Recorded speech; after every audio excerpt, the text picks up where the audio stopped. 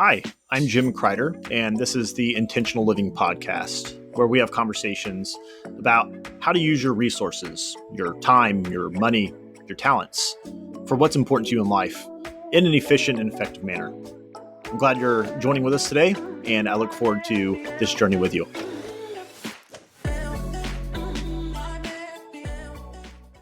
Hey, in today's conversation with Jesse Myers, Jesse and I discuss what is Bitcoin from a monetary perspective. We talk through the history of money, history of store of value, how Bitcoin came about, the problem that Bitcoin set out to solve, and where we see Bitcoin going in the future.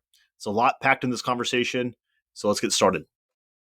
All right, Jesse, thanks for joining me today. Thanks for having me, Jim. Yeah, man. Well, I'm really excited for this conversation. I had a conversation a few weeks back with a guy named Michael Schmid, and we talked through what is Bitcoin from a technical side of things. My hope with that conversation is to make Bitcoin understandable and approachable for anyone, a grandparent or a college student who knows a pretty good amount about the technical side of things to someone who knows nothing. And I think we did a good job in that episode. And my goal for this one is to take that same approach of what is Bitcoin from the monetary side of things and help. If you know nothing about Bitcoin, or if you know a pretty good amount, you can be encouraged. If you know nothing, you can walk away understanding what it is and why it's probably important. So that's the framework. We've got a lot to do in the next hour or so. You with me? Yeah, that is quite a bit we'll cover. Sweet. Well, let's get started. So let's start off with a framework before we jump into establishing like why you should own Bitcoin, all that stuff. Let's begin with present date, and then we'll work our way backwards, and then we'll work our way into the future. So let's just start off. Bitcoin, when it was created or present, what problem does it intend to solve? Yeah. So the proximate cause for Bitcoin, the real innovation, the breakthrough, was solving the double spend problem, which is a very technical thing that basically means how do you have a digital system where you ensure that people can't trick their way into spending the same currency twice by gaming the system in some way. And that hadn't been solved in the digital arena with a decentralized currency until Bitcoin's breakthrough there. But that's a technical answer, really, and the bigger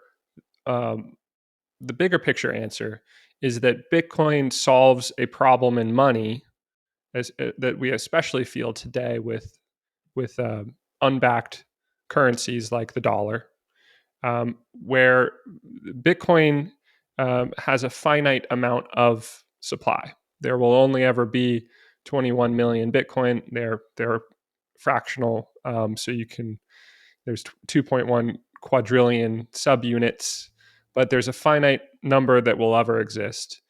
And that contrasts to the dollar. For the dollar, there's an infinite number of dollars that can exist. And in fact, we've seen an exponential growth of the number of dollars in circulation. And so that's the problem with money today, is that we deal with inflation. And people talk about how inflation is necessary to have. You need to have 2% inflation for an economy to work, to have the incentive to spend your money. But that is a bit of an assumption, and it's actually rooted in a flimsy study from Australia or New Zealand in the 80s, and people ran with it ever since then. So the reality of inflation is that if you have any significant amount of inflation, whether it's 2% or 5 or 10%, people's savings are diluted over time. It's debased over time, and savers, people who earn their money, store their money in the currency and save it for a rainy day, see their money slowly erode, their value slowly erode over time. The nominal number of dollars is still there, but the purchasing power of that dollar erodes over time.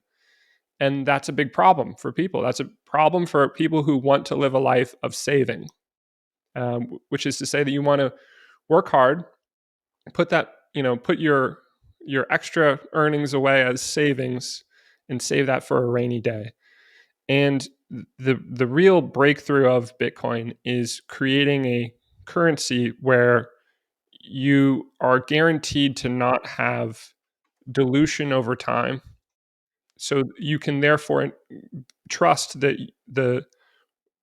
your units of that currency will be propagated through time as the same percentage of the total pie that they were when it began. And that's just a big change in how money has worked in the fiat money era with the dollar, and it even improves upon the gold um, supply dynamics from the past as well. Awesome. That's a I think that's a fair summary. That's when someone asks me like why is Bitcoin even important, and without trying to give them a earful that they didn't ask for, I try to boil it down. Basically, there's a fixed unit of supply because that's such a strong juxtaposition to the fiat monetary system, and then also the decentralization of control. Again, that's another juxtaposition, not only to fiat money systems, but other cryptocurrencies. For both of those, there's an unknown supply cap or limitless supply cap and centralized control, be it a government, a individual, an institution, a hedge fund, whoever created these things. And those are truly important things. And that's not even considering the technological side of things of being able to send value pretty much instantaneously across the world for nominal fees. So so now we've established why Bitcoin. Uh, let's go back in time to sort of march through like, okay, historically, what has established things as being good forms of money and good stores of value to arrive at why is this relevant today though? So yeah, can you just give a history of money and stores of value? Yeah, absolutely. So this is the thing that we don't learn in school, and so this comes as news to everyone when they really dig into Bitcoin to try to understand why it has value. So the history of money for humanity goes back 70,000 plus years. So there's actually evidence of shell money being used in cave sites from dating back 70,000 years. And so back then, shells were money because shells were these fancy trinkets that you could collect at the seashore and bring inland, and they were rare. And people realized that they wanted them. They wanted to collect them. These precious little things had value to people. And so when that happens in a social group, once you establish that something is a collectible, that's actually the first stage of a commodity developing the properties of money. It needs to be viewed as a collectible that people desire. Then, once that begins to happen, that process takes hold, then other people start to realize that this small group treats this commodity as a valuable thing, and therefore they want it too. It becomes something more than just a collectible. It starts to become something that's valued because it's valuable as a collectible. So you start to have this second level um, abstraction of this thing has value, and then that's when a commodity begins to be a store of value asset. It's first a collectible for a small group of people, then it becomes a store of value asset for a larger group of people because they all know that there's a group of people who value this as a collectible. So I can store my value. I can trade for it. I can if I obtain this, I can hold on to it and exchange that for value in the future because there's a group that values this.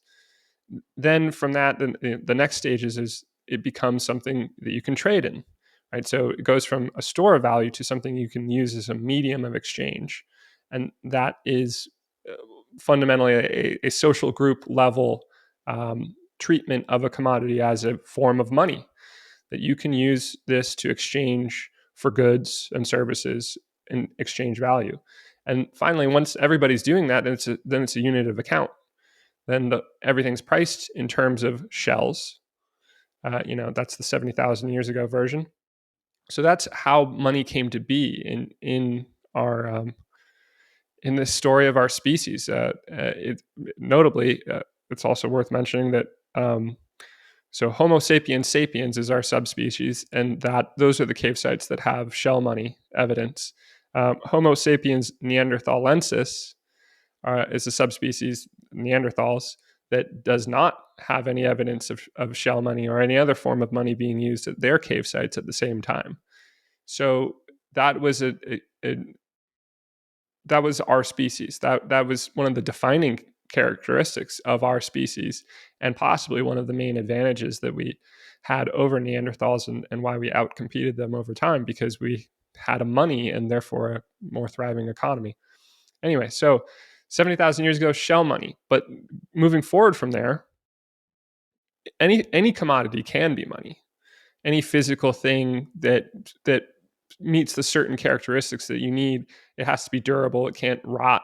You can't use an orange as a form of money. You need to be able to store value in that orange or whatever money you're using. So it can't be oranges. It can't be fruit. It can be shells, though. It could also be salt or uh, glass beads. So over time, we saw different versions of little commodities be valued as collectibles, and then people placed their value into these things that become store of value assets and used as money. Um, Shell money gave way to, in different places, different commodities substituted that. In some places, it was great big round stones, that were carved. The effort was put into making a round stone, and that becomes money. Um, or in other places, it's glass beads. In large parts of Africa, it was glass beads that were very difficult to make. Um, you'd have to have some sort of rudimentary furnace in a fire to create glass beads. But they're rare and they're precious as a result of that, and they're cool. They're glass beads, so you place value in them and you start to use them as money. But the problem with all of these rudimentary forms of money is that fundamentally they're easy to make more of. Like, even if it's kind of hard to make glass beads using rudimentary techniques in Africa, thousands of years ago, it's very easy for Venetian glassmakers thousands of years later, who then come into contact with these civilizations in Africa who value glass beads.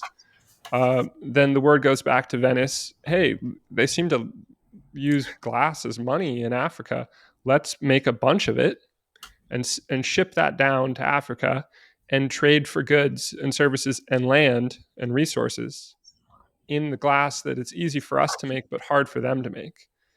And so that's the process that played out over thousands of years of civilizations would come into contact with other civilizations in each, and if they used a different form of money, then whichever civilization found it easier to make more of the form of money that the other civilization used would be able to confiscate the wealth of that civilization, to easily purchase the wealth of that civilization by creating new units of currency, uh, and and totally, upending the soundness of a currency system based on glass beads. So we saw an evolution over 70,000 years of human history from shell money to things like glass beads, cloth strips, round stones, and then eventually, civilization develops enough that there are mining operations. You start to find silver and tin and gold, and those are much harder forms of a commodity to make more of. It's not easy to go create more silver. You have to go mine it, and it's difficult to do that. And you can't load up. You can't go back to Venice and create a bunch of silver and bring it back. You have to go mine it. And so monetary commodities became monetary metals, and we started to treat precious metals as money. And gold was the metal that was the hardest to make more of any of the metals out there. It's harder to go mine gold than it is silver or tin, or any of the other metals that are mined, copper. And so gold is in that sense a quote unquote harder money. It's harder to make more gold and dilute the existing supply of gold than it is anything else. And so civilizations gravitated through this organic free market process over time of whoever was using gold as a store of value asset as a money was more protected and had better properties of money from using gold than if they had used a different form of money that could be diluted more easily. And so that emerged through this free market competition, almost like a like a March Madness bracket of different forms of money competing against each other to see who emerges as the strongest form of money. And it's gold. It's the best physical commodity out there to use as a money, and that began about 6,000 years ago. And for the last several thousand years, gold has been the money worldwide. Last several hundred years, really, because it took us a while to reach the new world. And that's the history of money that we also forget about and aren't really taught about in school. That these are free market processes that play out in the commodity landscape that resulted in gold being the gold standard for money in the physical world. I want to I want to highlight a few things you mentioned there. So one, the glass beads in Africa and how that was hijacked by the Venetians. The difference there is there's true scarcity, and then there's a perception of scarcity. And the Yes. problem was the Africans thought they had an asset that was truly scarce, but it was just their perception. And the Italians knew that and took advantage. And you see that without getting us to the conversation where I want to be in half an hour, but I will skip ahead right quick. Um, that's similar to what we're seeing today. Is most people think the U.S. dollar is scarce, so there's a perception of scarcity. Yet the people who are able to go easily create these things understand that it's not actually scarce. It is simply a perception of that. And that perception of scarcity is something that they have to continue to uphold. Otherwise, it could be dangerous for them. So there's that. And then even you should mention a second ago, marching into gold. Yeah, we've seen gold for thousands of years. Usually when I think of gold, I tend to go to the Roman Empire and even how these metal based money systems were still able to be debased through manipulation of different forms, manipulation by individuals and by government entities. So government entities, for instance, able to continue to grow the Roman Empire through expanding, through conquering, through wars, were able to pay their soldiers with diluted value of their currencies. So Roman denarii, they were able to collect these, and at first, if a denarii contained 100% precious metal, well, by the end of the Roman Empire, contained a very small fraction of that precious metal, with the vast majority of it being fillers. So that was a means of debasement through the Roman Empire. And I personally think that like two of the biggest causes of the fall of the Roman Empire would be monetary debasement and then moral debasement. I think it was a culmination of those two things. But then you also saw the manipulation of the denarii through individuals. So people who work in, a stand, I'm here selling, I don't know, animal hides, and you give me a denarii, I could just pile those up, and then at night just shave down a little bit of scraps, and then able to melt those scraps and build them up again and be able to make a whole new fresh denarii out of that. And that's really small. Again, that's a small debasement over a large time, but eventually over a prolonged period of time, you have an eroded currency that has actually added to a greater supply, and that greater supply then erodes the value of each individual unit. Um, okay, let's keep going. So I want to fast forward, a few thousand years. So I think a few different interesting turning points would be World War One and Germany and what happened there. They're very famous pictures of kids building blocks of money, and then maybe 1934, 1940, in the 1940s, Bretton Woods, the 70s, and then we'll be at present day. Can we walk through those as well? Yeah, absolutely. The modern history of money I guess it's helpful to remind people that the closest thing that we have ever had to, in the modern era to like a true gold standard period was in the US from the end of the revolution until the creation of central banking in 1913. So that's about 150 years of free market money on a gold standard, where gold is money, and you've got a variety of banks competing, promising issuing promissory notes against gold that they're storing in their vaults, but these banks are in competition, and that competition more or less keeps people honest. Of you have to, be fully reserved, full reserve banking, and actually, do right by your promises. And what we saw during that period, if you think about it, was an incredible era of prosperity and development in the U.S. in particular. And so that's the context of that's what's possible on a sound money standard, the gold standard at that time. And then in 1913, a few clever things happened that our founding fathers specifically warned against and tried to stave off successfully for a century. But then ultimately, these forces of wanting to take control, the state wanting to take control of money, with the help and collaboration of private bankers, eventually won out, and that was the founding of the Federal Reserve in 1913, which incidentally was done over the Christmas break on short notice, um, without much. It was snuck in, the voting on the Federal Reserve, and also the installment of a personal income tax.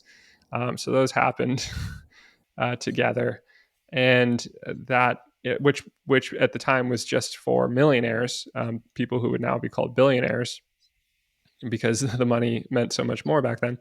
Um, that was the only people that were subject to a federal income tax at the time, and it was like several percent were millionaires.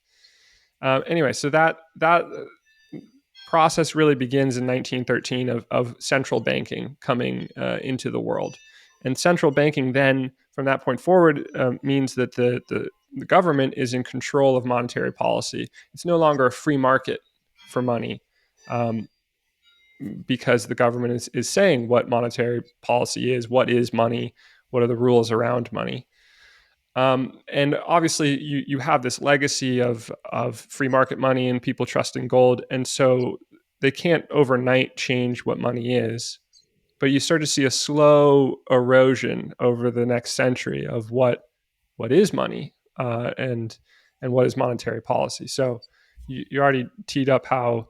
Well, let's, I guess, talk about what happened to Weimar Germany after World War One. They lost the war, had spent a ton of gold on the war, and had borrowed a lot, made promises to pay back in order to try to fund the war in a desperate bid to win. Uh, Obviously, that didn't work in World War One, and then they were saddled with war reparations as well, which was massive debts that they had to pay back. And the way they tried to navigate that reality was by printing more money. So they um, tried to pay back their debts by printing new money, and some of their debts were in all of their debts were denominated in gold. So in order to printing new money didn't get them more gold. It just confiscated a remaining portion of what was left, in the value of the currency from the holders of that currency, and siphon that into gold, which they could then use to pay back debts. If Yeah, if you can't tell, that is a losing gambit, which kicks the can down the road until it can't be kicked anymore. And the can't be kicked anymore is what hyperinflation looks like. So the Weimar Germany is the most famous example of hyperinflation, where the government is trying to pay their debts in gold, doesn't have the money, creates more money, paper Reichsmark money, and that money has some value on the market that can be traded for gold. So they have to create a ton of it in order to trade that money, newly created money, for gold in order to pay back their debts. And they have to, and the amount that they have to create gets exponentially more. And so they're creating exponentially more money, paper money, in order to get the gold that they are trying to pay their debts with, until they finally simply can't print enough money in order to confiscate any more gold value out of the existing supply in order to pay those debts, and they It's collapse. it's just ironic that in order to be able to purchase more gold with their money, they had to create more money. But then the creation of those new units meant that it took more units to buy more gold. It's this feedback loop, and that's where the U.S. is privileged, fortunate enough right now where our debts are denominated really in our own currency in a lot of senses, so we can continue to devalue it. But yeah, we see this. I mean, you're on this never-ending hamster wheel of things are just going to get messier and messier as you go, and it's inevitable that it falls. Sorry to cut you off. It's just Oh, the it's not humorous to the people. I have a picture in my office right by me of kids building towers with their marks, their notes, and obviously it wasn't funny for them at the time. But looking back now, 100 years, it's the irony is just amazing, and that escapes a lot of people. And it's so simple. Like if creating more money or more pieces of paper, monetary units, led to uh, led to people being more well off and a better civilization, then we could simply go create a lot more units, hand them out, and we're all in a better spot. That's not how things work. It overall just it bleeds the system dry. Anyways, let's carry yeah. on. No, yeah. The lesson that you're hitting on here, that is the takeaway from the whole history of money, is that when you can't, the pie is what it is. Like, there's a pie of value, and in the currency, however much currency there is, each unit of currency is a percentage of the total pie of value. And when you add units of currency to that pie, you're not growing the pie. You're just you're inserting more, your a fresh slice of the pie and squeezing everything else into what remains. You're redistributing the area of that pie to a new denominator of total uh, units of area in that pie, units of value in that pie. And so you are, yeah, that's the lesson of monetary history, is that in all of these cases, whenever there's an expansion to the money supply, you're not creating wealth. You're just redistributing the existing wealth to a new number of total units of currency. So Let's we can jump to finish out the evolution of money over the last century. So we had 1913 central banking created. Notable example of hyperinflation in 19 1921, with Weimar Germany. And then it's 1944, the Allies win World War II. The U.S. is the most powerful country left standing, and gets to dictate terms for a new monetary standard for the world.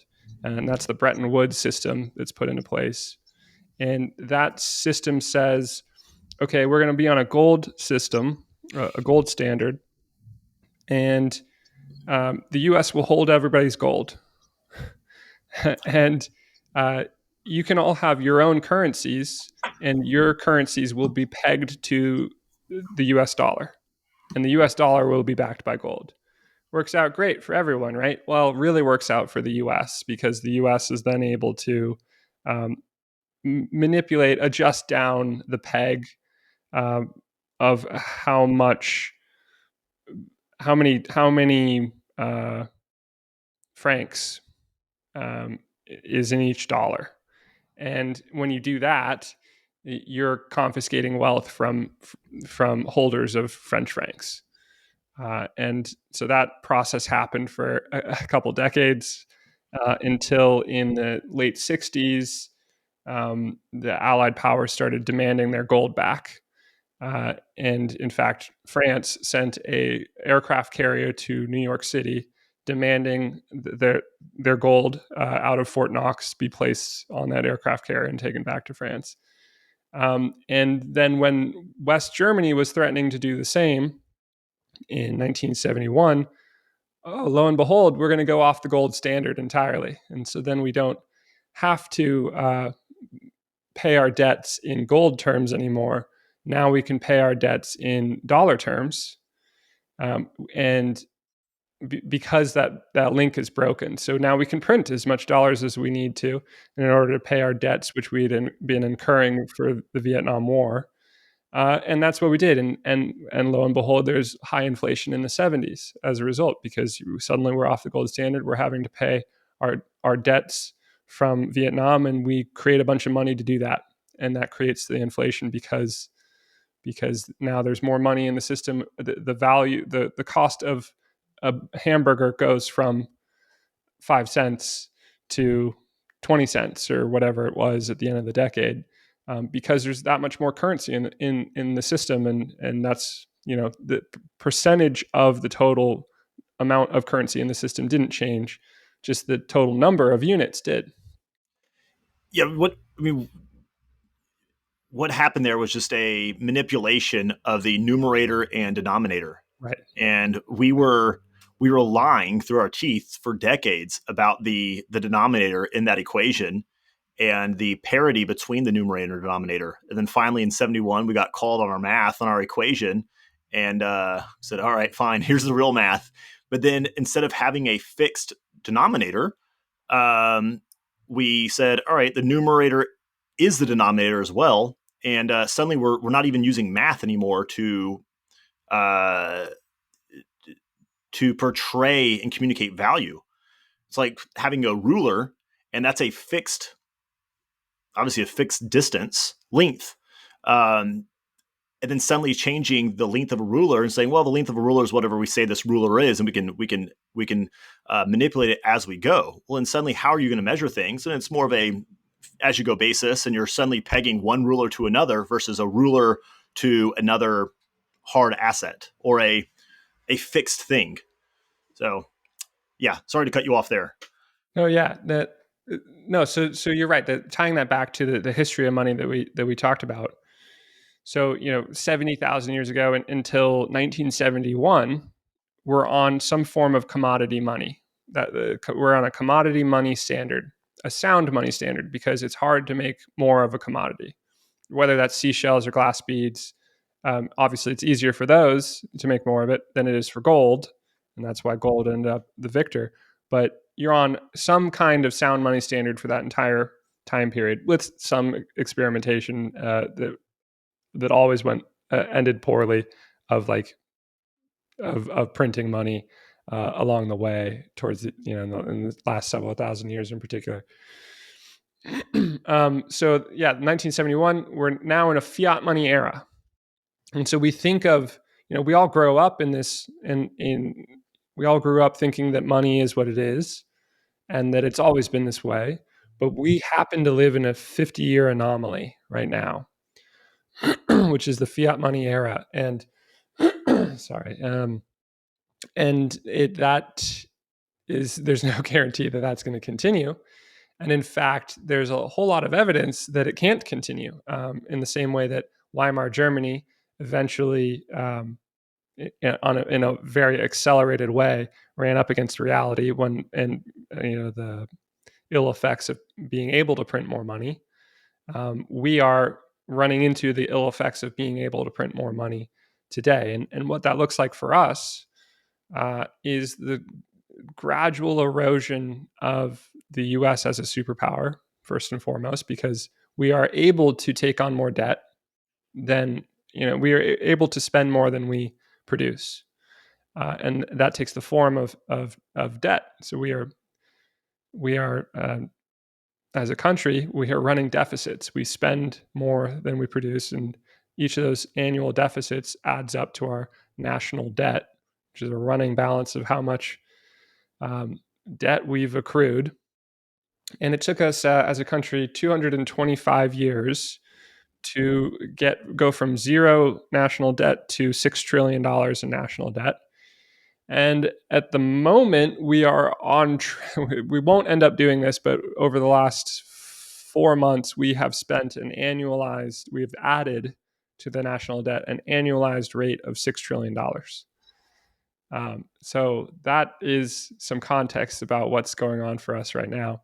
An important bit of perspective here also is that we it sort of depends on what data sources you turn to here, but uh, I believe we have 129% debt to GDP at the moment. So, our national debt is now 33 and a half. It's almost 34 now, 34 trillion, and our GDP is varies 20, 23 trillion per year.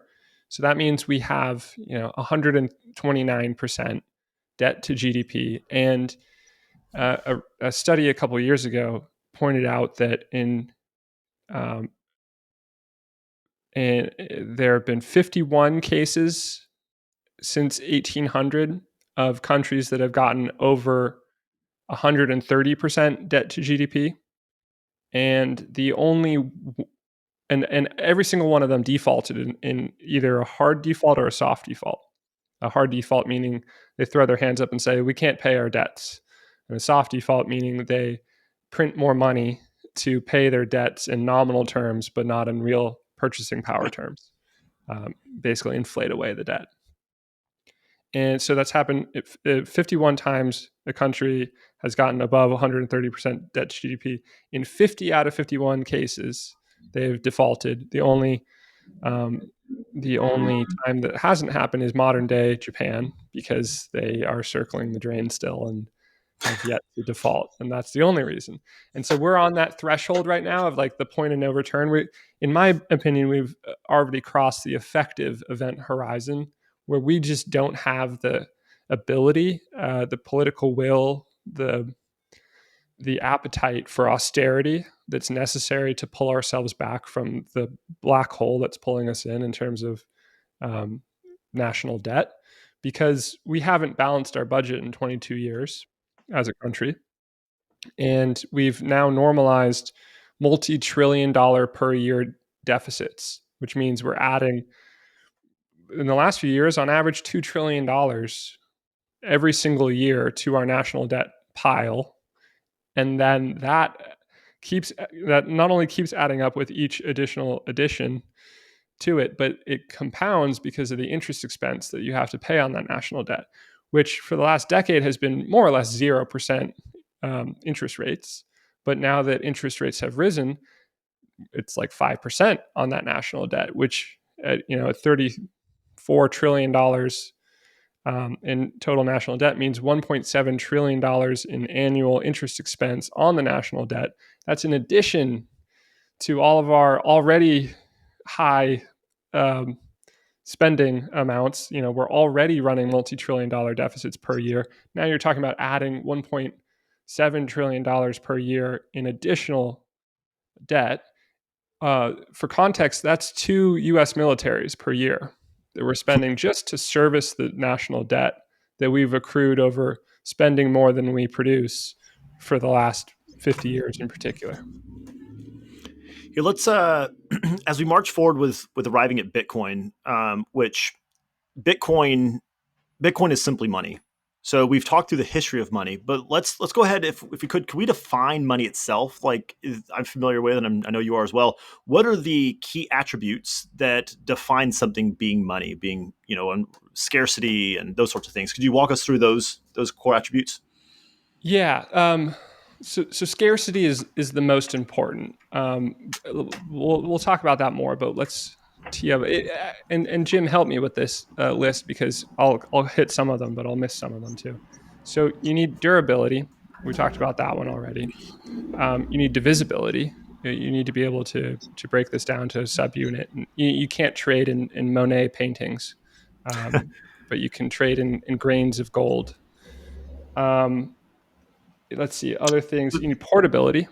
So you need to be able to carry it around in your pocket and use it at the market, which is sort of one of gold's limitations. It's not really good at that. Gold coins um, don't really work because the mass there means you can't really carry around a lot of it.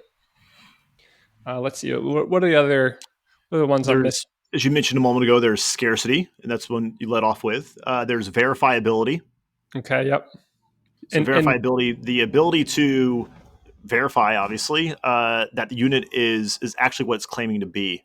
So and one of the innovations in the history of monetary metals was when we went from the invention of standardized coinage, which was to say, you'd have your king would collect a bunch of gold, put it melted into coins, and then stamp his face on the front of the coin, which is a way of saying the king has guaranteed that this has a standardized amount of gold in this coin, so you can trust it when somebody offers this to you. And that's a way of solving for that verifiability problem where otherwise you'd have to assay the purity of this gold that you're being offered, and that's an impossible problem to do in the marketplace. um, here, let's camp. You mentioned scarcity being important. Do you want to just Yeah. tell us right quick why that one specifically is important? Yeah. So it really is the solution to the key insight to in the whole history of money of why did we evolve from using shell money? Why didn't we just keep using shell money? Why didn't we keep using glass beads? Why did we end up at gold? And we ended up at gold, as I mentioned, because it's harder to make more gold than it is hard to make, to find more seashells or make more glass beads or anything else in the physical world. Uh, in terms of commodities that can be used as a money, gold is the hardest to make more of. That means it's the scarcest. And so that scarcity is really a measure of what percent is added to the total existing supply per year. And it's a concept in the monetary metal space called stock to flow. So how much stock is there above ground, and how much flow are you adding to that every year? And that ratio, the higher that ratio is stock to flow, meaning the less you're adding to the existing supply every year, the more scarce a commodity is, and the more scarce a commodity is, the harder the more you can trust that value that you place in it will propagate through time effectively because you're not being diluted by new supply coming into the market and diluting what you're holding. So that's why gold is a better store of value than copper, where copper can have a huge percentage of new supply added every year. Gold, on average, for the last 100 years has been 1.5 to 2% more gold added to the existing supply each year. Copper can be 10, 20, 30%. And that would mean 10, 20, 30% dilution of your value if you were to store your value in copper. And so that is why gravitating towards using the scarcest form of money is a winning strategy for storing your value and propagating it effectively through time. Now, a couple things there to just reiterate. Stock to flow is just the inverse of inflation rate. When you say scarcity, you're referring to not just scarcity of existing, but the scarcity of of introducing new units. So Right. us just play this out for just for fun's sake. Um, Obviously, if we had the most scarce asset, there was one item in existence. That'd be a horrible form of money because how would you possibly transact with that? Now, if we're introducing new units of that on a regular cadence, we would at least have some sort of predictable inflationary rate. Now, let's play the opposite. Let's say sand. Let's say we couldn't create more sand. Okay. I don't know. Who knows how many grains of sand exist? But theoretically, if no more grains of sand could be created, and we were able to easily measure, grains of sand, sand theoretically could be a decent form of money because it's a fixed supply and it's super divisible. Um, Despite the fact there's a gazillion units of it.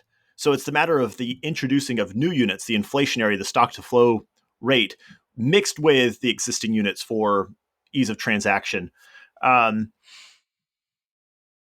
when before as we go forward, in my simple brain, I try to keep things really simple. There's enough complexities in the world, so things that can't be simplified. Let's go ahead and do that. So my simple brain, like money, is simply a means of communicating, storing, and transferring value across space and time. The problem with introducing new units is it's an introduction of noise to a means of communication. And if I'm trying to communicate value across time, and during that time transfer during that time, if noise is introduced, suddenly it is a the sound, the message I'm trying to communicate is suddenly hijacked by that. So that is that's where this inflation or stock to flow can really come in and impact things. Now, if we know that there is a set inflationary rate or stock to flow rate, we can account for that relatively with the communication factors. So let's start off that as a basis. Now let's go into Bitcoin specifically. So we've talked through history of money. We didn't talk through gold and yeah, I think the U.S. has defaulted on our debt lots in very soft ways. I think one of those being when gold was became illegal. The U.S. basically made it illegal for you to own gold outside of like ornamental jewels, those sorts of things. I think they purchased it for like $20 an ounce, and immediately the day after it became illegal to own, it was revalued at like $35 an ounce. Like if that's the one, that's terrible. Two, that is certainly a means of soft default. But anyways, let's get to Bitcoin because people I talk to suddenly think that Bitcoin is just something used by tech bros or uh, uh, people who live in their basement and like to code, or things like that, which I'm not a tech bro, nor do I live in a basement, but I like Bitcoin. So clearly that's not the case. So how do we get to Bitcoin? Can you give us a little history of like cryptography and why we're here now? Yeah. So it is a misconception that people think that Bitcoin is just this random experiment that happened and it came from nowhere. But it's actually the culmination of 40 years of people pursuing this sort of holy grail in the digital landscape of creating a non-sovereign, immutable, hard-capped supply, decentralized currency.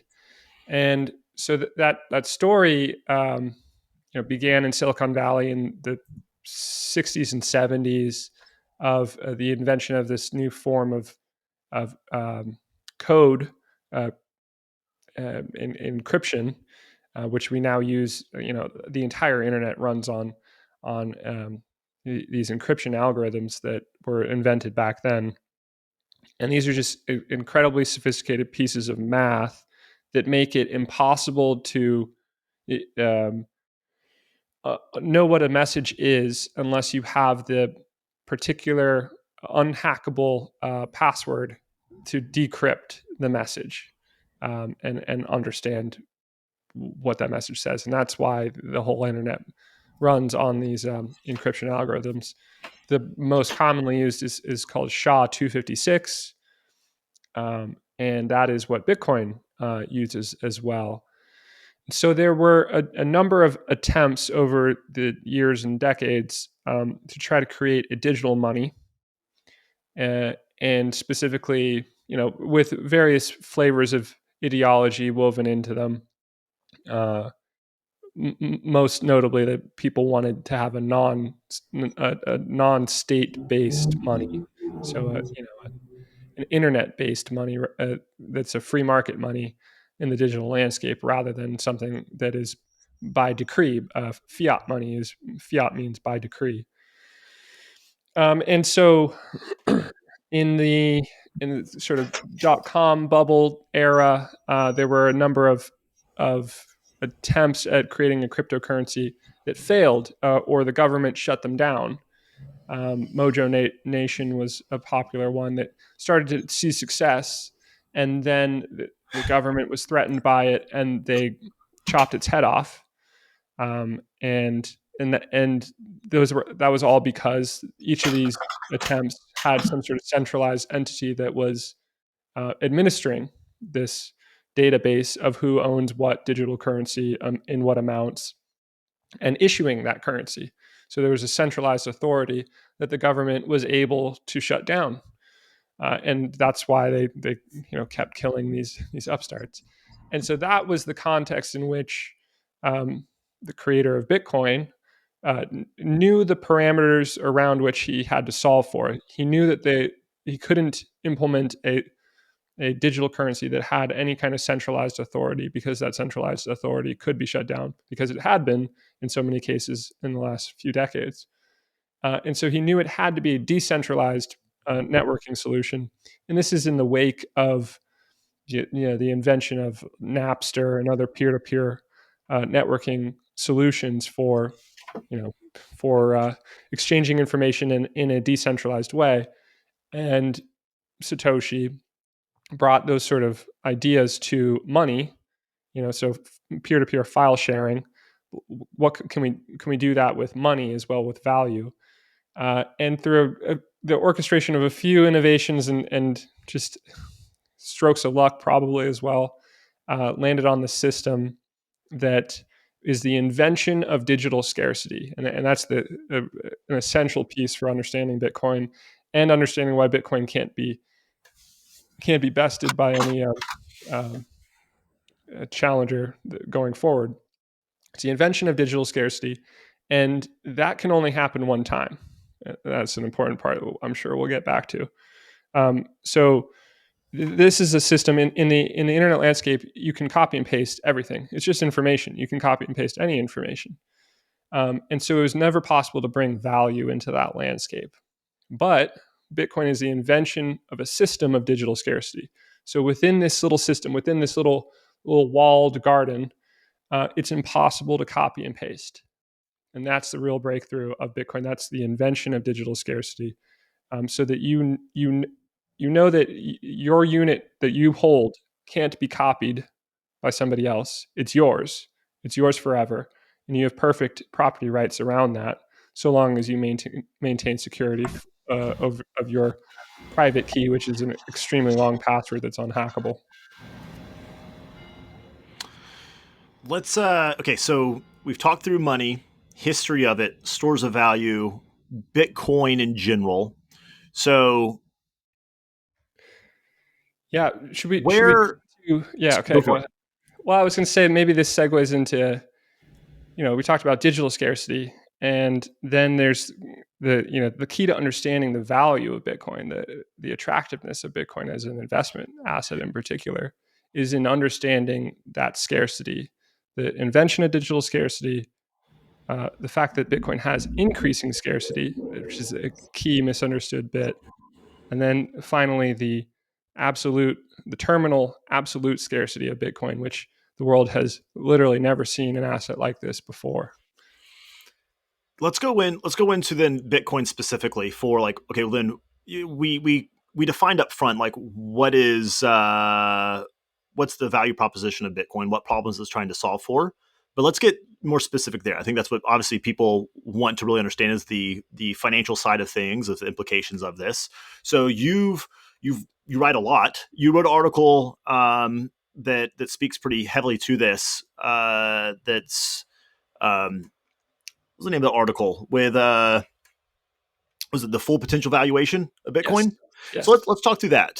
So the full potential value, and let's bring in like uh, obviously in that we're going to talk to like, okay, well, what is what is the value proposition more specifically? What market is this supposed to be competing in? Is this a tech stock? How big is that market? So let's get into this type of conversation now. Yeah. Okay, so to set the stage here, uh, first of all, Bitcoin right now, well, I guess right now it's about 700 billion, but I ran these numbers when it was at 500 billion, so I'm gonna say it's 500 billion, so I can still have accurate numbers here. $500 billion total value for Bitcoin as an asset, and that is in the context of the global asset landscape. So how much value is out there sitting on all the different assets and asset classes? How much is out there? There's 900 trillion dollars across all your different asset buckets. That includes money itself, bonds, which are promises for future money, real estate, stocks, fine art, collectibles, precious metals, and Bitcoin. There's 900 trillion across all those buckets, and Bitcoin is 1/2000th of the total landscape. So that's 0.05%. That's how tiny Bitcoin still is. So that's the context, and then we should introduce like what's the point of Bitcoin? What is it seeking to do? And Bitcoin is a digital store of value, and it is seeking to be a competitor on this global asset landscape for where people store their value, and that's fundamentally it's an ongoing, constant competition between different asset types, which are trying to attract a capital based on the properties that they offer and the potential return that investors could see if they parked capital in that asset.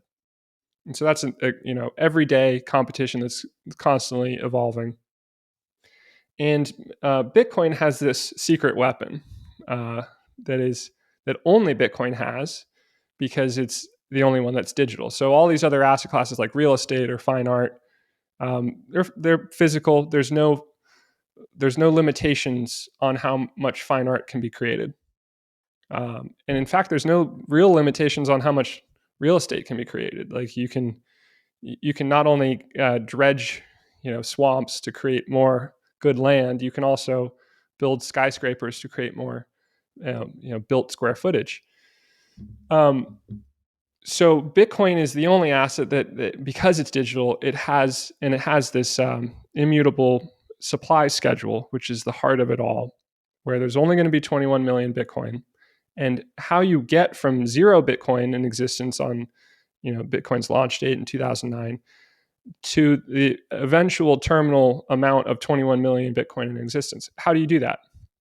So what Satoshi implemented is a very clever system that in the first 4 years, half the Bitcoin that will ever exist were released through Bitcoin mining. And so that's a process that happens every 10 minutes. It's a lottery, basically, of computational power on the Bitcoin network, trying to win the lottery for that 10-minute period, and get the right to um, create the next block in the Bitcoin blockchain. And so each block happens every 10 minutes. And in the first 4 years, each block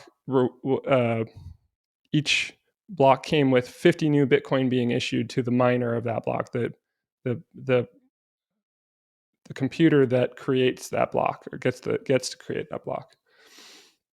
And so that's how you go. That's how you issue supply.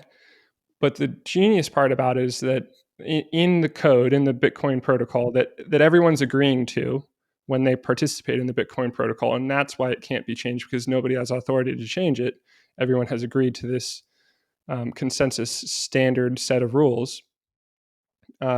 In that code, it says that after 4 years, the amount of new Bitcoin issued with each block will drop, be cut in half down to 25. And then after 4 years, cut in half again. Every 4 years, cut in half until it reaches zero.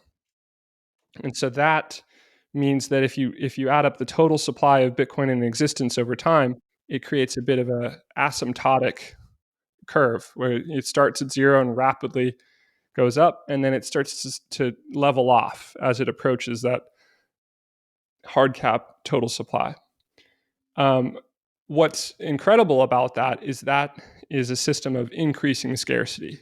So, the amount being issued relative to the existing supply in the first few years was huge. And then, as every 4 years, the amount being issued each 10 minutes gets cut in half, over time, the amount being issued per year relative to the existing supply becomes nothing. And so you go from high inflation to zero inflation. Yeah, block one to block two. Again, the first 4 years, the block reward was 50 Bitcoin. So block one to block two, the inflation rate in that 10-minute period was 100%.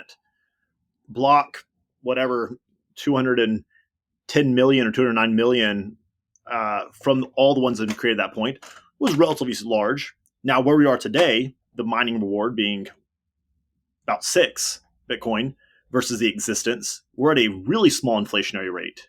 And as you're aware, just over 93% of Bitcoin that will ever exist has already been created. So as we introduce new units, Bitcoin, we can debate semantics. In a sense, it's still being inflated because the units that are actually out there to be traded is going up, but it's being inflated at a minuscule rate and uh, at a rate that we can calculate and foresee in the future uh, Right.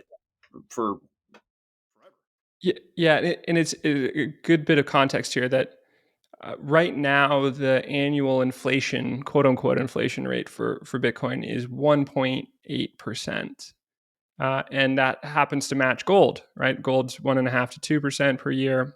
We're at parity with gold right now. So each of these times that the supply issuance rate gets cut in half, that's called a halving. It's just the term that we landed on to describe it.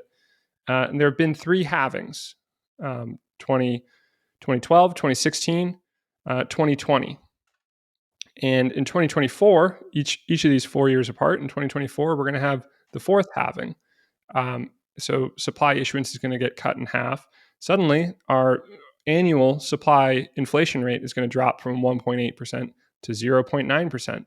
Suddenly, it's much better than gold in terms of storing value and propagating it into the future without dilution.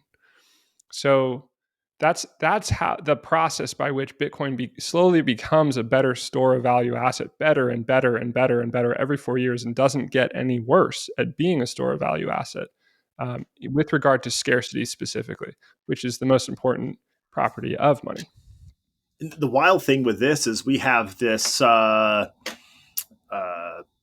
collision of increasing scarcity with increased adoption rate. So Yes. the new units being introduced are being suddenly distributed amongst a larger population. Right now, a very, very small 1% or so of population actually understands and owns Bitcoin. So yeah, we have these things colliding that really make for an interesting environment, and that is constant, but is highlighted, emboldened every 4 years at this halving cycle. Because Yes. most normal people, like you and I, are weird, but most normal people right now think that Bitcoin's dead. Yep. So we've reached a relative supply demand equilibrium, and then in whatever 5 months, that equilibrium will be impacted by this halving event. So Yep. suddenly the new supply will be suffocated, and the demand will stay relatively the same, assuming there's no new adopters at that point. And when we have a reduced supply and an increased and a steady demand, that should cause price to go up. And that's That's what right. happens every 4 years. The price goes up, and then everyone who thought the Bitcoin was dead, so hey, I thought the thing died. Didn't it go down 80%? Like I have friends who lost a ton of money. Well, I guess I should go buy a little bit because it went up some. Well, then you have again this reduced supply met with an increased demand, which Yep. causes more euphoria and so on. And then we reach the place where people go do stupid stuff. They're you know getting kidneys taken out and doing all kinds of doing dumb stuff to building up a lot of leverage, and goofy things come along with other cryptocurrencies and a lot of speculation, and then it reaches this euphoric high. Then something happens, a domino falls and it goes down. There's like a 70-80% drop, and then people think that I knew that was a Ponzi. I shouldn't have trusted in the first place. I was right. And then it goes back to this hibernation in a sense, where Yep. weirdos, now the weirdo population grows every 4 years, but nonetheless weirdos continue accumulating for a few years and then it pops back up, and that's what we've Yeah. seen. That's why there's this. I thought this thing died. This seems familiar now because we've seen this multiple times, and I strongly assume that we'll see this again in the spring of next year. Yep, that's right. You hit on a bunch of key points here. In fact, my earliest bit of analysis that you probably haven't seen because I was less well known 3 years ago was Bitcoin's adoption adjusted scarcity, and where I combine the adoption curve and the amount of people competing for new Bitcoin versus the increasing scarcity function of it, and that results in a sort of amplified it that yields based on depending on the assumptions you put into it. It makes sense based on those mechanics that the price of Bitcoin would go up 5 to 10x every 4 years at during particularly during this stage of the adoption curve where it's exponential in terms of the amount of new adopters coming in per unit of time. We have this introduction of computing stuff that's beyond me. We have the monetary side of things, and then we have game theory that makes this really interesting. So you introduce the game theory part of it, which comes in with conversation we'll have in a minute about what are cryptocurrencies, but also we look at adoption rates. I view the adoption rate of Bitcoin very similar to the internet's adoption rate. I would say that right now Bitcoin's adoption rate is probably in the mid 90s, maybe like 95, 96, 97 as far as the internet's concerned, but it's being adopted more quickly and more distributed than the internet was, which is really interesting to watch. I mean, heck, just think about the internet just even the last 15 years. I remember my sophomore year of college in 2009 when my roommates would buy his Doritos on Amazon, and I couldn't understand what is Amazon? I feel stupid saying that, but that wasn't that long ago. And at that point, the internet at that point was really adopted, but it's just come so much further. So that's more of how the adoption curve is working. So you wrote another article. It's sort of fun. It's the Yuppie Elite article. Can you talk to us about that right quick? Yeah. So everyone who gets into Bitcoin has this pretty classic arc of everybody first of all, everybody thinks it's stupid at first. Everybody writes it off at first because it sounds stupid. It sounds like internet monopoly money. So why should I care about that? And then for various reasons, people finally take serious interest in it and start to actually do their homework. And then in doing that, you realize many of the things that we've been talking about over the last hour, like, oh, wow, like I didn't know the history of money. I didn't know the properties of money. I didn't know that scarcity was so important. And I certainly didn't know that Bitcoin is a system of money where there will be a finite amount of it. And I kind of want to own a piece of that before the rest of the world catches on. And I also didn't know that Bitcoin has increasing scarcity such that it's easier for me to obtain a, a unit of this currency now than it will be in the future when they're issuing less of it. And so those things, when they start to make sense, you start to get excited about it and want to own some of it. And yet, everyone in your life is not there with you, right? Everybody in your life is still viewing it as stupid and writing it off because it sounds stupid. And and so that was my experience. I went to I went to Stanford to get my MBA, which is a fantastic school, and I went to school with incredibly smart people, and they're all very resistant, borderline hostile towards Bitcoin because it doesn't make sense. It sounds stupid. So why won't Jesse shut up about Bitcoin? And this is an experience that everybody who gets into Bitcoin deals with. And so I tried to articulate what I think is going on here, and ultimately, and part of this is that we see how I don't know. There's all types of people who are into Bitcoin, and yet there's kind of a particular archetype of people who dismiss Bitcoin, and the people who tend to dismiss Bitcoin are very smart. So what is that? Is it that the smarter you are, the more you think that Bitcoin is stupid? Because that would make sense, right? That would line up with our expectations of reality. But then when you get into Bitcoin, you find out that there's a bunch of nerds like you and me who are pretty damn smart, who think that this thing is incredible. So how do you reconcile that? And I realized that for me, the major driver of that gap is how much you trust the existing system, and I think that helps explain why so many people who are very smart think that Bitcoin is a stupid idea, because they trust the system, they trust the U.S. dollar, they trust what the government says uh, in general, and Bitcoiners tend not to. And so to understand Bitcoin, to see the point of it, you have to be coming from a place of not entirely trusting the dollar, not entirely trusting um, that the government's going to, not debase your savings and dilute you or soft default on its debts or any of these other things. And I think that's the big driver.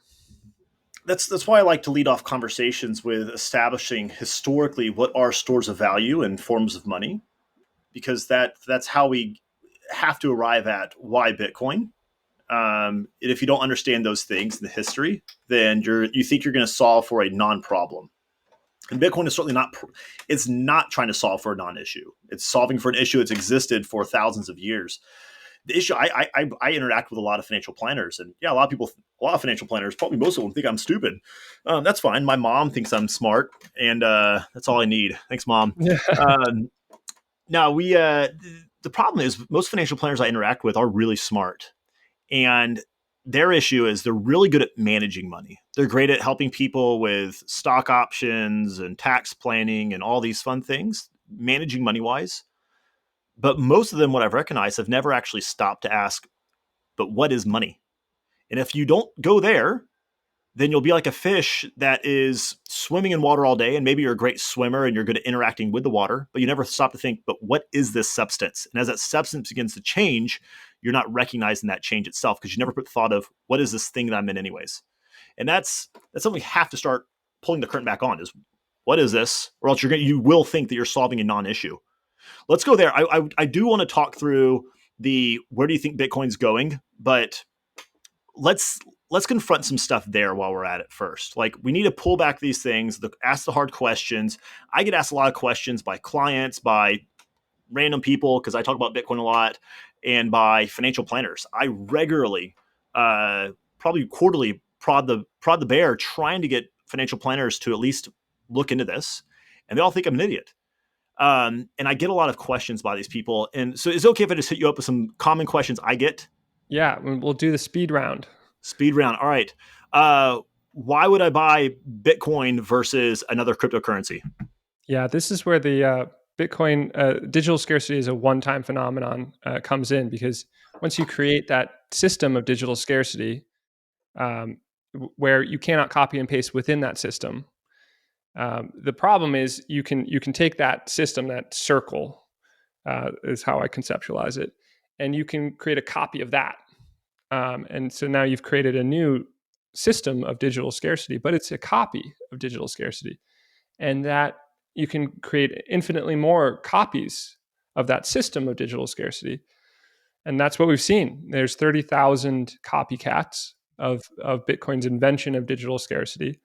And then if you think about it, those copies inherently are not scarce because they're always being more new copies created.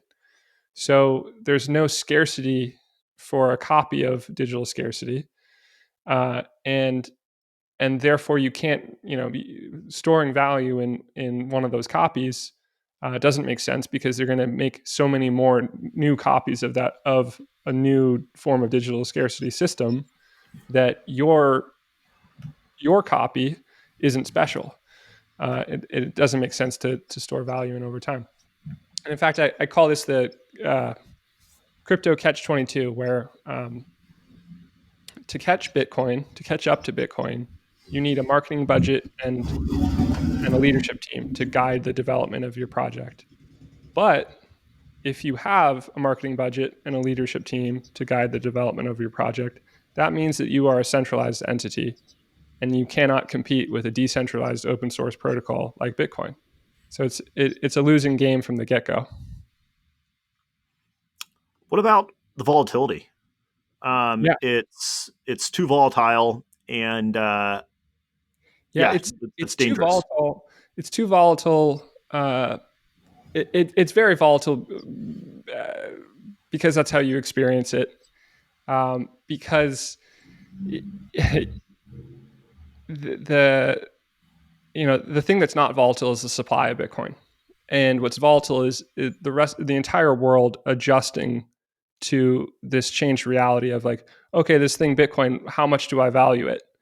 And it goes through, and it's also experiencing these periodic halving events that upend the equilibrium that's been established in supply and demand price equilibrium, and results in a bubble, as you described well earlier. The history of Bitcoin is a history of miniature bubbles, not so miniature bubbles. These are bona fide bubbles that develop for real reasons, for positive reasons, which is the halvings, causing the price equilibrium to be upended. There's not as much new supply being created going out to meet the unchanged demand. And so the result is the price has to drift upwards, but people get too excited. It turns into a speculative mania. You create a bubble, the bubble pops. On the back end of that, it crashes. There's a big drawdown, but stability reestablishes itself over that 4-year period from having creating upending that equilibrium until the next having 4 years later. So what we see is this sort of this sine wave effect, like a heartbeat, every 4 years following the halving. And the key is that each of these bubbles, each of these sine waves, each of these heartbeats has a higher high and a higher low at the back end of it. And that's the key, is that every post bubble bottom is higher than the one 4 years before it, significantly higher than the one 4 years before it. And that's how Bitcoin grows. It grows through these periodic shocks of volatility. But if you can hold for more than 4 years, you see the value of the purchasing power of your stored value grow. What about? I mean, I'm just going through classics. It's funny, the same things come up over and over again. So what about? It's just a shiny rock. It's just Beanie Babies. It's just tulips. It's just speculation. Yeah, I love this one. So the tulip mania, the Dutch tulip mania, was a 4-month period, and people forget that when they talk about this is a tulip bubble, and the for each of those examples, Beanie Babies. Let's talk about that. Um, was there any sort of finite supply of Beanie Babies? Was there any sort of reliable supply constraints on Beanie Babies? No, not at all. It was all manufactured hype. You could create however many Beanie Babies you wanted. And that's not true of Bitcoin. Bitcoin has this increasing scarcity that is completely indifferent to how much Bitcoin we would like to create. And in that sense, it's truly different because I would love to get my hands on a whole lot more Bitcoin than I have, but I can't. I can't do anything but buy it on the market from people who already hold Bitcoin, or compete for the small amount that's being issued today via mining. Those are my only options. And that makes it fundamentally different from Beanie Babies or Tulip Mania or anything like that. And the other thing to think about here is that we've now had 15 years of bubbles, the whole series of bubbles, and each bubble ends up with a higher base than the one before it. And that is not how Beanie Babies or tulips or any other classic bubble works out. Those bubbles go back to zero. What about another oldie but a goodie I get regularly, primarily from financial planners, would be I'd rather own companies that cash flow, or I don't invest in non-producing assets. Yeah, that's a great one. And this is the school of thought we were all brought up in terms of investing. You want yield. You want yield. You want something that generates more dollars. But why? The assumption there is that the dollar is money, and there's no other form of money. It's kind of baked into that. You're sort of assuming that there's no money competing with dollars that could possibly outperform holding dollars. So, if you want to think about it in that sense, over the last, if you go back for a decade, Bitcoin is returning 100% annualized average growth in terms of value appreciation. It's not yielding any additional units of Bitcoin by holding it, but you're growing your value by more than you would generate in nominal yield by holding any dollar based asset, dollar generating asset. And then the other thing to think about there, especially with regard to bonds, is a bond is a promise for future dollars. So if you hold a 5% bond, which is sort of the what bonds are trading at right now, you get 5% per year for holding that bond. But what's inflation? Is inflation 3% like they say it is? Do you, when you go to the grocery store this year versus last year, do you feel like you're spending more than 3% more? Is it 7% more? What's the true cost of inflation? And if the bond that you're holding is generating less than the true cost of inflation, then you are losing in real terms just by holding a dollar yielding asset that is not yielding enough to make it worth your while. Yeah, our inflationary rate at the inflation rate at the grocery store is certainly more than 3% or 5%, and based off of the gasps and groans that I hear in line at the grocery store, I think that other people's wallets agree that they're experiencing far more than that. Yep. Here, what about this one? If the government bans it, it's all going to zero anyways. Yeah, this is an interesting one because it's a very compelling point, right? Like that makes a lot of sense. But then you have to think about how this is an international money. It's a non-sovereign money. It is a supranational money. Uh, it it's money for the internet, and the internet is a global thing. Uh, and this is where game theory really comes in. One of the one of the best things that the U.S. did with regard to its policy on internet innovation in the 90s was to allow innovation to develop because they knew that they wanted that innovation to happen in the US to be the home of this industry. And that worked. Google, Amazon, these are US companies.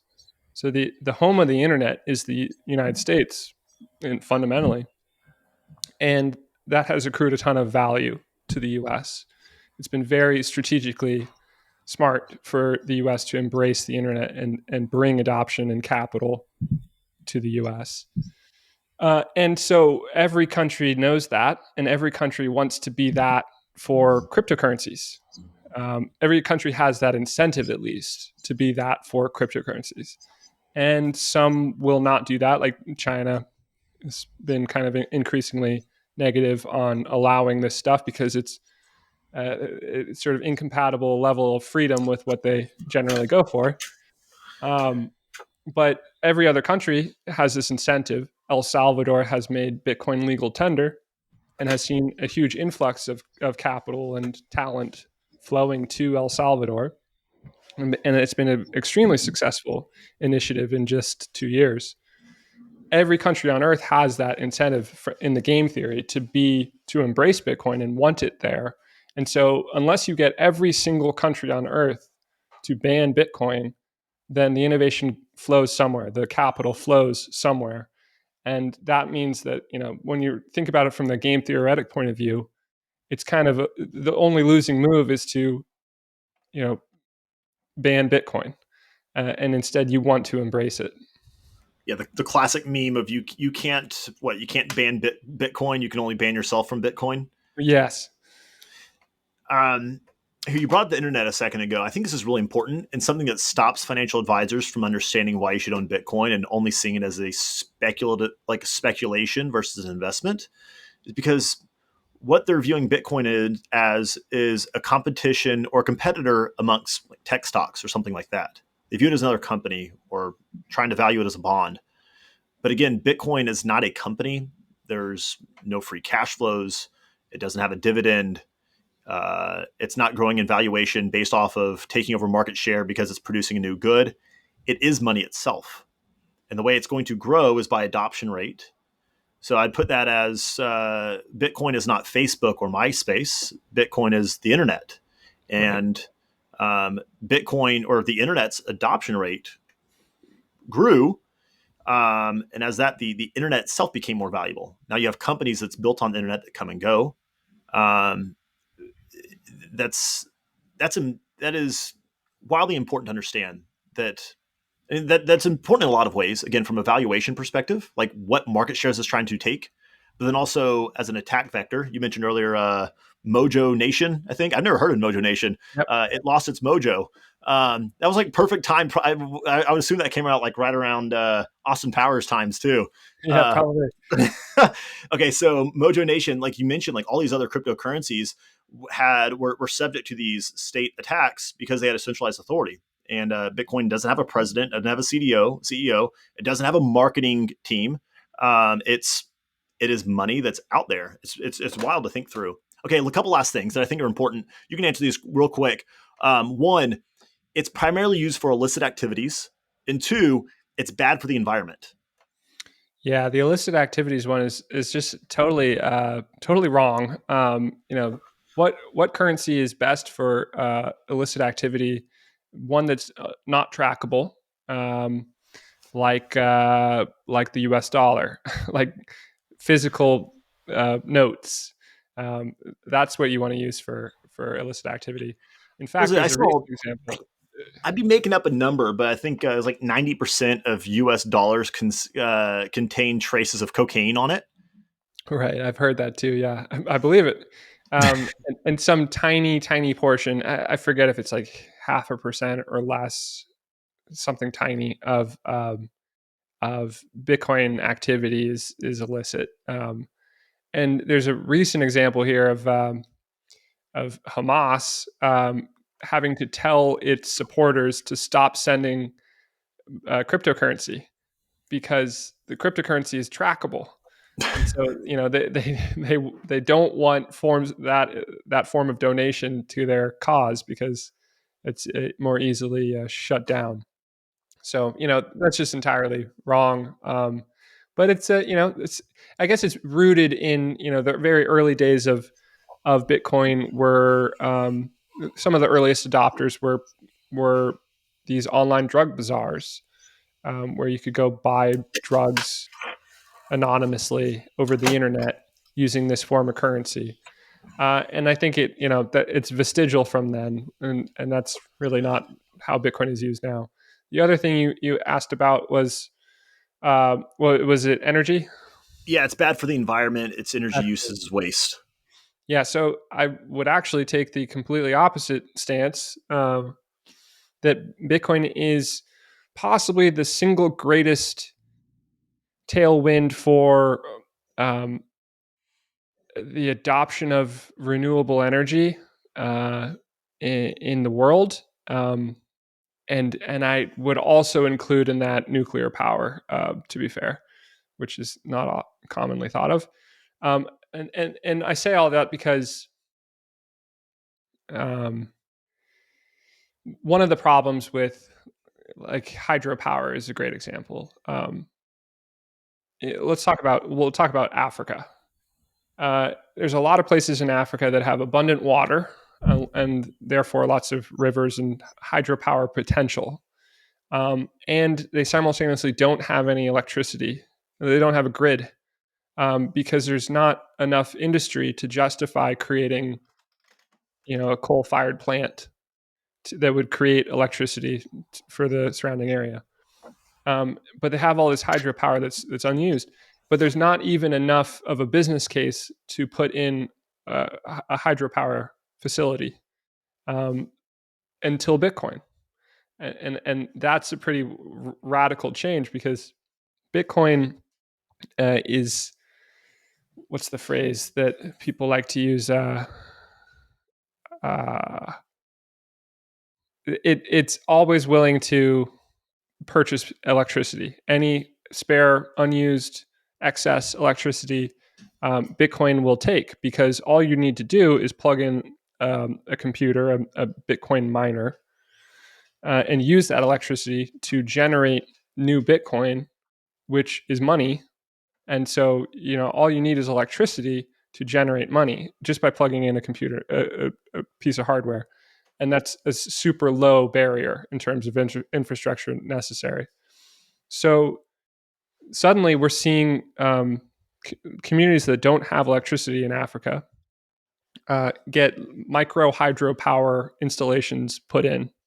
There's a cool company called Gridless Compute doing this, for example. And now that micro hydropower facility is generating electricity that's being used first for Bitcoin miners, but it's actually available to the highest bidder. So if the local community wants to buy that electricity, they can. And so suddenly you've bootstrapped part of what's necessary for development to occur in an area, because now there's electricity that's available. If you want to build some kind of plant, well, you can plug into the micro hydropower facility that's spitting off electricity now. And so in that sense, that renewable energy installation becomes possible because Bitcoin is the buyer of last resort, is the phrase that I was thinking of. And that's true across all types of renewable energy. And in particular, when with regard to like intermittent energy, like solar power, where half the day solar power creates too much energy, and that energy goes unused. But if you have Bitcoin miners there, they can use that energy and turn it into money. And so suddenly the business case for when you're evaluating whether or not to put in that renewable energy installation makes more sense, because you're going to get more revenue than you otherwise would have if you had wasted unused electricity. And so that helps justify, from an economic point of view, adding more renewable energy to the world. And so it's actually a tailwind. And not only is it a tailwind, it's helping to incentivize more efficient forms of energy installations. It's also helping to balance the grid, to load stabilize. So in Texas has a problem with intermittent energy. Occasionally, there's too much demand for energy and not enough being created. And in those scenarios, any Bitcoin miners in Texas can actually just switch off, and the energy grid incentivizes them to do so and pays them for not using electricity for that period of time. And so that way it becomes a way to load balance, to stabilize an energy grid, just because there's Bitcoin miners who are happy to switch off at a moment's notice uh, to stabilize that energy grid. So when you dig into it, basically, there's a lot of reasons why Bitcoin mining is one of the best new variables in the future of energy for the world. That even with all that, if we put aside, like, well, Jim, if you create one unit of waste that's unnecessary, that's still waste. We still have to consider what is Bitcoin doing anyways. And again, we have to consider the alternative. So of Right. having sound money Right. versus a fiat standard. And again, I would argue that our current monetary system creates much more wasted energy, both human energy and also energy. I don't Yeah. know the word, but actually, the energy people get mad about. So there's a lot of wasted energy there. that people don't account for. They just see the surplus of energy created by Bitcoin or utilized by Bitcoin without thinking of the opportunity cost of Bitcoin not existing. So we have to consider that as well, aside from the opportunities now presented through Bitcoin. All right, I've kept you for a really long time. Would you have a moment to talk through? Okay, I think we should own Bitcoin, but where's this going? Again, we Yeah. talked to like halving cycle, adoption rate, game theory, history of money. Really small adoption right now. Most pretty smart people don't own it. The halving cycles, all that stuff. So like in the what is Bitcoin trying to solve for, and the full potential valuation. So let's arrive at that finally. Yeah.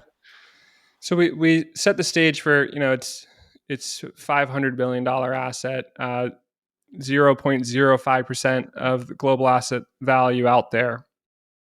And what is Bitcoin trying to be? It's trying to be digital gold at minimum. Like that's, I think, the easiest mental starting point. And gold is a $12 trillion asset. All the gold in the world is $12 trillion.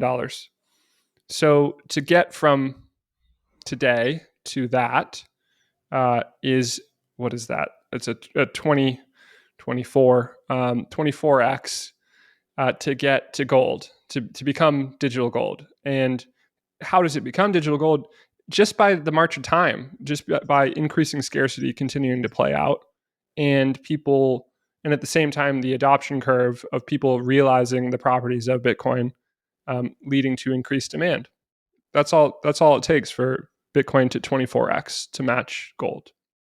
But that's the low end of what's possible for Bitcoin. And this is where it gets a little crazy. And I understand this all sounds a little crazy, but with every asset in the global asset landscape, there's new supply being issued every year. And that new supply sets the ceiling for the total valuation for that asset class.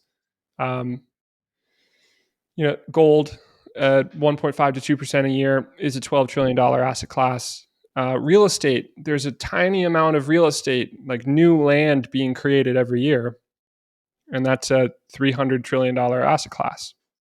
But the ceiling is there for both of those because the market has to absorb the new supply created every year. And and with Bitcoin, obviously, that new supply created every year goes eventually to zero. So Bitcoin doesn't have, like, long term, or this will take decades to get to. It doesn't have that kind of ceiling. Its ceiling is therefore then based not on how much supply has to be absorbed because it's zero, but instead how much people want to hold Bitcoin as a digital store of value versus other assets. And that's kind of open to everyone's interpretation of how much Bitcoin do you want to hold versus bonds or versus equities that are generating some kind of yield, and versus how much do you want to hold a form of money, a savings vehicle that allows you to propagate your value through time undiluted and grow at least the rate of the economy's growth in purchasing power every year. And over the next several decades, as increasing scarcity plays out, it'll be magnified by that jet fuel of increasing scarcity causing value appreciation to play out. So how much do you want to hold that versus how much do you want to hold bonds, which are going to generate a negative real yield over the next few decades as we are forced to inflate away our national debt? There's 300 trillion sitting in bonds, half a trillion sitting in Bitcoin. How much of that will flow into Bitcoin once they realize the properties of Bitcoin as an investment asset? Don't know. It's kind of up to everyone's individual assumptions about what's possible there. But I personally think a conservative ceiling of what's possible for Bitcoin within this framework, the full potential valuation framework, to be a $200 trillion asset class. And that would mean $10 million per Bitcoin in today's dollars several decades from now. And so that, that's a 30-year prediction, maybe even more. But right now, it's 35,000 per Bitcoin. So to go from there to even a million per Bitcoin would be an incredible success, and the best performing asset in almost anyone's portfolio. It's yeah. As we think through this again, there's the adoption rate, the alluding to internet. There's the game theory involved. Um, Again, how do we arrive at this? Like bonds, real estate, equities. There's all these things, and Trey and I talked about this a few weeks ago on the podcast. Was monetary premiums assigned to all these other assets? Like a house cost outrageous amount right now, not because people want homes, but because houses are used as stores of value assets. And in my opinion, that monetary premium, the difference between the actual use case of a house and the cost of a house, again, we could assign that as being called a monetary premium. That monetary premium, in my opinion, will be eroded and put into Bitcoin because Bitcoin is easier to hold. It's more tax efficient to hold in a lot of senses. You can transact it a lot more easily. It contains these properties that we just assigned earlier as being or defined earlier as being important parts of money in a much more simplistic way than real estate or gold or bonds. So that's where again, not just the adoption, 1% to let's call it 100%, whatever. Maybe that's too bullish, but this adoption rate, but that coinciding with as people start to understand this, they will. I think that they will start taking a portion of the monetization of other assets, putting into this thing, causing it to go up further until eventually reaches equilibrium. And the goal is one day, probably not in my lifetime. Bitcoin's really boring. It's talked about. Maybe I'm in a really small bubble that I hear people say, like, talk about fiat and stuff all the time now. Probably just me. Um, but I feel like people talking about money and what money is actually sort of in vogue at the moment. Um, but historically, that's not been a very fun topic for most people. And my hopes is that, yes, I assume that over the coming decades, money will be a popular conversation, not money in the sense of like, rap videos and doing stupid stuff with money, but like actually the core principles of money itself. But then eventually, once Bitcoin is globally adopted, this should be really boring. We don't have to talk about it. It would make financial planning a lot easier because we're not speculating with a store of value. We have something that's a hard asset that we can just account on pretty well. And eventually this will be a non-issue. It's something that you don't hold Bitcoin in order to grow your wealth. You hold Bitcoin in order to retain your wealth. That is what money is supposed to do. Money is supposed to hold, communicate, and transfer value across space and time. Right now, it's just Bitcoin is been growing purchasing power and value across space and time because of the adoption rate, because of the inflows of capital to it. But eventually it'll reach this equilibrium where it's boring and you just own it because you want to retain purchasing power. And then you'll go and you'll buy other assets that have been repriced against actually a good sound money that will cause these other assets to actually be we can actually use math again to value things versus speculation. It's like, hey, the opportunity cost of holding Bitcoin money is boring versus if I go invest in something, actually invest. If I go and invest this, I can get some yield off of that. And we'll reach this place again. Well, people will be motivated to go and part with their Bitcoin to buy assets, other assets, income producing assets, and things will be reset in a healthier way. And I'm excited for that. I doubt I'll see that in my lifetime, but it is fun to see. That's another thing I heard another financial advisor say to me is like, yeah, I think this is probably going to happen, but it's not going to happen in my lifetime. Why would I even care? It's like, I don't know. Do you have kids? Do you care about humanity? It's weird.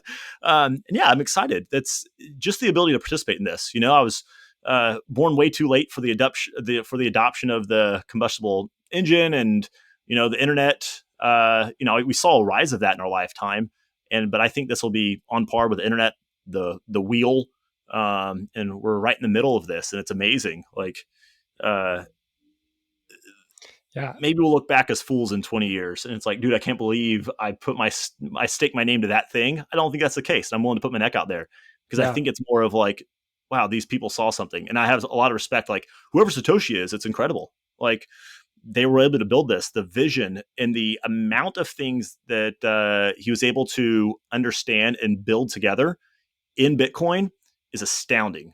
Again, from the technical side of things, from computing to the financial side of things, the game theory, like it's just beyond me, and it's pretty awesome to be part of that.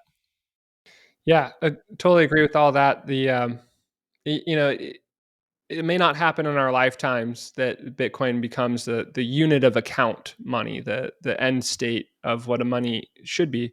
But we just happen to be, I think, living through the early stages of its adoption, which means the most opportunity and the most upside is right now. And great. And so I think it's a challenge for everybody to figure out how they're going to approach Bitcoin. And this is a problem that everybody faces every day, whether or not they know it. Is how do I allocate my portfolio and my earnings into assets? How do I spend my money? Do I consume it? Do I invest it? And in what? And I believe we are living through the very early stages of the digitization of value, and Bitcoin is the protocol, the internet, that all of this value will accrue to. And what better problem to have? Well, I think on that note, man, we hit a lot. So I appreciate you letting me interrogate you for the last almost 2 hours. I enjoyed it. So appreciate it, Jesse. Yeah, this was a ton of fun. We packed in a ton. I hope people get a lot out of it. Alrighty. Hey, thanks for listening to the Intentional Living Podcast.